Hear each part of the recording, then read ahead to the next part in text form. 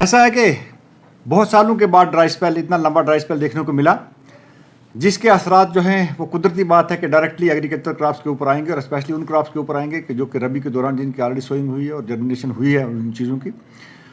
तो क्योंकि जब सोइंग के बाद जब क्रॉप की जर्मिनेशन रहती है तो उसके डिफरेंट स्टेजेस गुजरते हैं।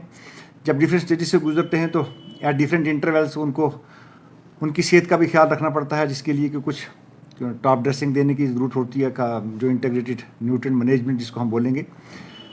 तो इतना टेम्परेचर लो होने की वजह से उन चीज़ों में ज़रूर ताख़ीर हुई है। लेकिन इतना ज़रूर कहूँगा कि अगर जनवरी के महीने में बारिश हो जाती है तो क्रॉप के जो ट्रेंड है उसके ऊपर इतना डायरेक्टली इम्पैक्ट नहीं पड़ेगा। लेकिन अगर जनवरी के बाद जाता है तो बहुत ज़्यादा चांसेस हैं कि क्रॉप का ग्रोथ और डेवलपमेंट जो है वो स्टंट होंगे और जो प्रोडक्टिविटी लेवल्स है वो कुदरती बात है कम होंगे।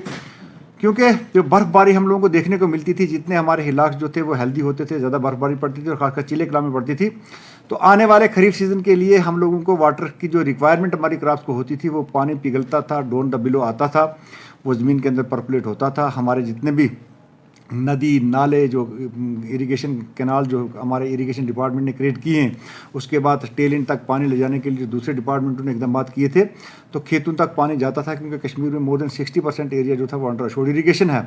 लेकिन जिस वक्त अगर यही ट्रेंड देखने को मिलेगा तो बड़ा मुश्किल खरीफ सीजन भी होगा और उसके लिए डिपार्टमेंट ऑफ एग्रीकल्चर ने अपनी यूनिवर्सिटी के साथ मिलकर हम लोगों ने ऑलरेडी एक सप्लीमेंट्री प्लान इन प्लेस रखा हुआ है हमारे पास कि अगर वैसे हालात आ जाते हैं। लेकिन let us wait and watch up to 31 January. उसके बाद जो है, क्योंकि इन क्रॉप्स की जो रबी क्रॉप्स है इसकी एडवाइजरी हमने ऑलरेडी अपने किसानों के साथ दी है। आपने देखा कि कहीं मीडिया में मैंने देखा था कि किसी जगह सरसों का फ्लावर आया था तो उसको भी उन्होंने हाईलाइट किया था। ये कुदरती बात है कि जब टेम्परेचर में बदलाव आ जाएगा, टेम्परेचर रेस हो जाएगा तो वो होगा। उसके लिए हमने ऑलरेडी एडवाइजरी इशू की है कि जितनी भी ब्राउन सरसों जहाँ कहीं पर भी है, अगर किसी जगह पर फ्लावर निकला तो उसकी थिनिंग करनी है। बाकी जो है 15-15 दिन के बाद हमारी यूनिवर्सिटी और डिपार्टमेंट ऑफ एग्रीकल्चर की मीटिंग हो रही है। हम वो जो एडवाइजरी हम वो जॉइंटली जो इशू करते हैं वो फार्मर के साथ हम शेयर कर रहे हैं।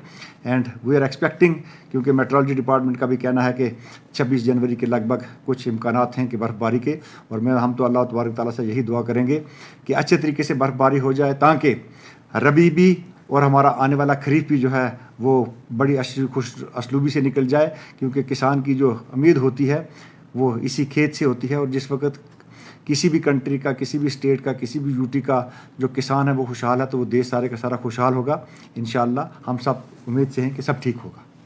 पहले भी कहा कि अगर ये ड्राई स्पेल जो है ये प्रोलॉन्ग हो गया, 31 के बाद चला गया, तो ज़रूर रबी क्रॉप के भी इसका इम्पैक्ट पड़ेगा और जो आने वाला खरीफ होगा उसके ऊपर भी इम्पैक्ट पड़ेगा। लेकिन लेट अस वेट, क्योंकि हमें पैनिक होने की ज़रूरत नहीं है।